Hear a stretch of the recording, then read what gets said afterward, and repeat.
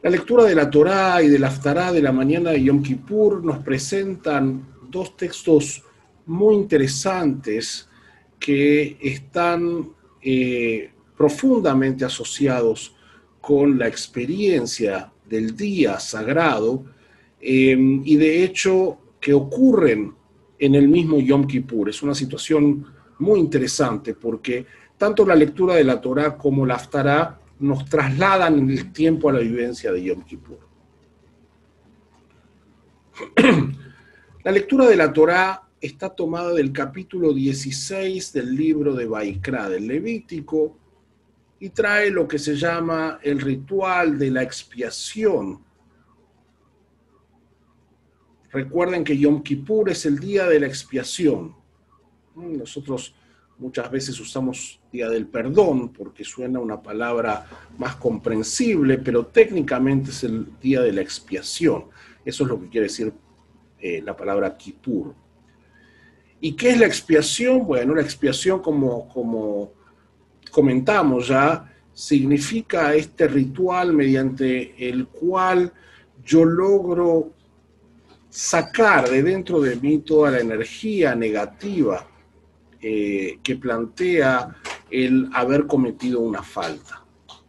Entonces esa energía negativa, esa carga que tiene el haber cometido una falta, necesita de alguna manera eliminarse para volver a una situación neutral. Entonces, ¿cómo era el ritual que se describe aquí? Es este ritual que se hacía una vez al año, precisamente Yom Kippur, el 10º día del 7º mes. Aarón, que era el Cohen Gadol, el sumo sacerdote, presentaba una ofrenda propia. Él funcionaba también como representante de la congregación, pero antes de eso tenía que expiar sus propias faltas. Y después, en nombre del pueblo, se presentaba primero un carnero para Olá, para el holocausto, que era la ofrenda tradicional, y lo más particular, lo más especial, era la presencia de dos machos cabríos, igualitos. Uno se usaba para ofrendar a Dios y el otro se lo destinaba a Azazel. ¿Okay? No queda muy claro, o mejor dicho, hay varias teorías sobre qué es Azazel. La tradición que trata siempre de esquivar los resabios antiguos del mundo politeísta que estaba inserto el judaísmo bíblico, dicen que Azazel era un lugar, un despeñadero, una ofrenda para Azazel quería decir una ofrenda que al final iba a ser abandonada en un despeñadero con la esperanza de que ese animal se caiga al precipicio y se lleve con él entonces todas las faltas del pueblo.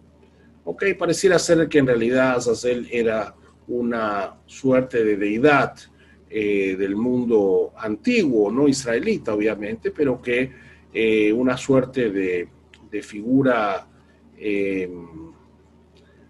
por llamarla quizás una suerte de deidad del desierto, un dios, un pequeño dios del desierto, de los lugares lejanos.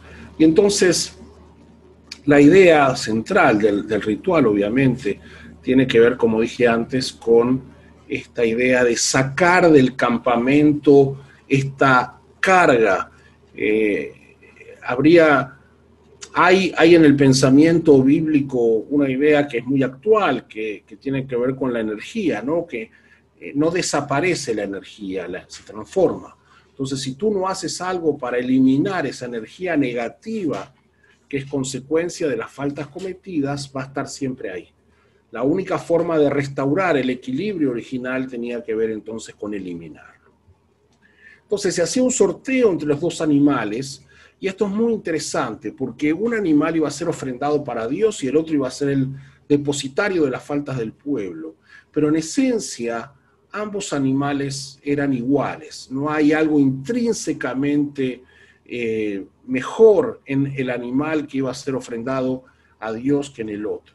Son solo instrumentos que permitían entonces que ocurra este efecto de expiación. La Torá describe primero con mucho detalle el hatat, el sacrificio por el pecado que hace Aarón, y es muy interesante porque aquí aparece un concepto que es muy común en el mundo de Vaikra, del Levítico, y que nosotros lo hemos escondido bajo la alfombra por razones bastante obvias, que es la noción del poder purificador de la sangre. Ahí se ve cómo había que tomar sangre del animal y ponerla en las puntas del altar, etcétera, etcétera. ¿Okay? Este es un concepto que también está asociado de alguna manera en sus orígenes con el Brit Milá, con la circuncisión, ¿no? La sangre del bebé tenía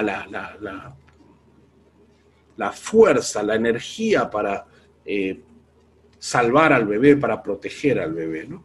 Después estas cosas un poco por la racionalización y quizás porque empezaron a ocupar un lugar importante en otras tradiciones religiosas, en la tradición judía quedaron, como dije antes, escondidas bajo la alfombra.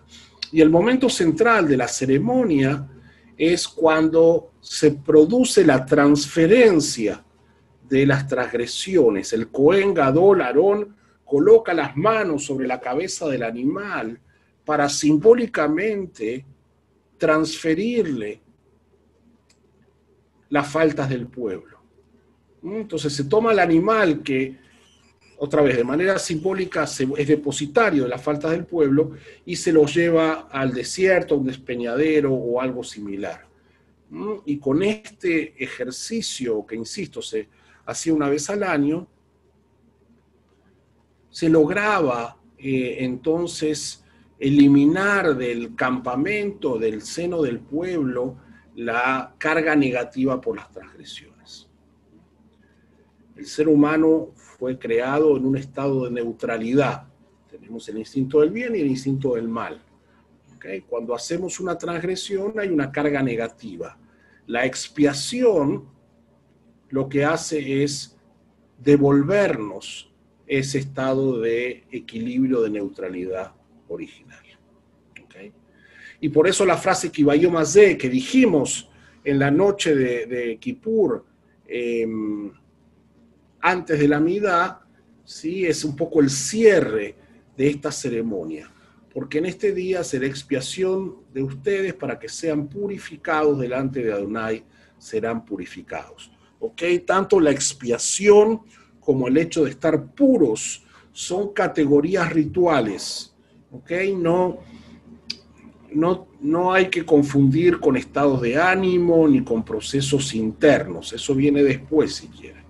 En este mundo bíblico estamos en presencia de categorías rituales. Para estar puros hay que haber expiado las faltas y eso es lo que hace el Cohen Gadol en nombre de todo el pueblo, lo que nos describe al menos este ritual que aparece en el capítulo 16 del libro de Vaikra, del Levítico, y que leemos durante la mañana de Yom Kippur en la sinagoga. El segundo rollo de la Torá es, como siempre ocurre en las fiestas, el Maftir. Este pasaje viene a continuación del que leímos la semana pasada en Rosh Hashanah, y es la descripción de las ofrendas especiales que se hacían este día 10º del séptimo mes. ¿Okay? Además de la expiación, había sacrificios por ser un día festivo, y eso es lo que nos describe este breve pasaje que acostumbramos a leer del segundo rollo.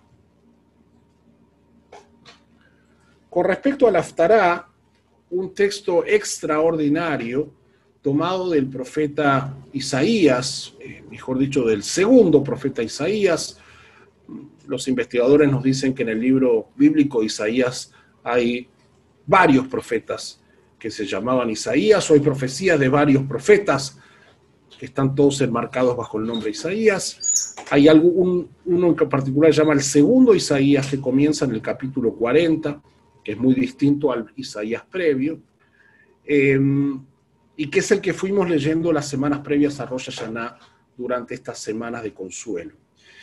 Lo particular que tiene este texto es que son palabras que Isaías dice un día de Yom Kippur, ¿sí? Posiblemente hace 2500 años atrás. Y lo más significativo, y este no es un detalle menor y creo que es muy valioso también para nosotros hoy en día, es que hay una suerte de crítica que Isaías hace a la gente porque entiende que la observancia del ayuno per se no significa nada si no va acompañada de una conducta ética apropiada. Entonces, fíjense cómo dice Isaías, el texto: en el día de ayuno ustedes hacen negocios y maltratan a sus trabajadores. Ese día discuten, se pelean y se agarran a golpes.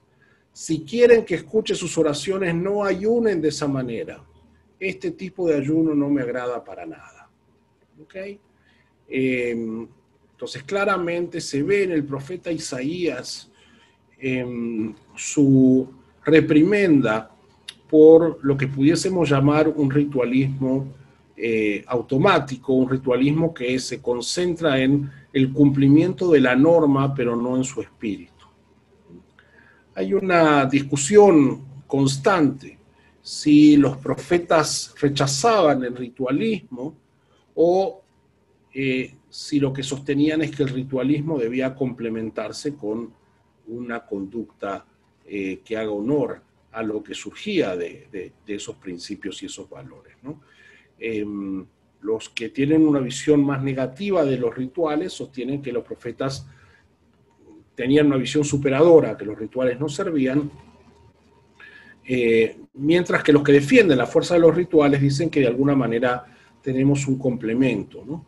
Inclusive Solomon Schechter, que fue uno de los grandes líderes del judaísmo conservador a principios del siglo XX en Estados Unidos, decía que hay como una suerte de complemento, ¿no? Recién leímos en la Torá el pasaje que hablaba de los aspectos rituales propiamente de la celebración, de la forma en que se vive Yom Kippur, y la Haftará viene a traernos esta noción de la conducta ética, y de hecho es el complemento de ambos lo que al final tenemos, ¿no?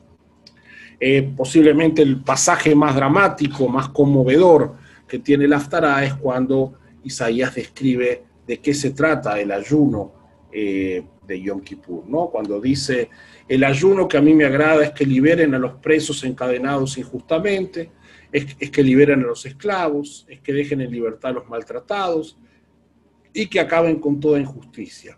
Es que compartan el pan con los que tienen hambre, es que den refugio a los pobres, vistan a los que no tienen ropa y ayuden a los demás.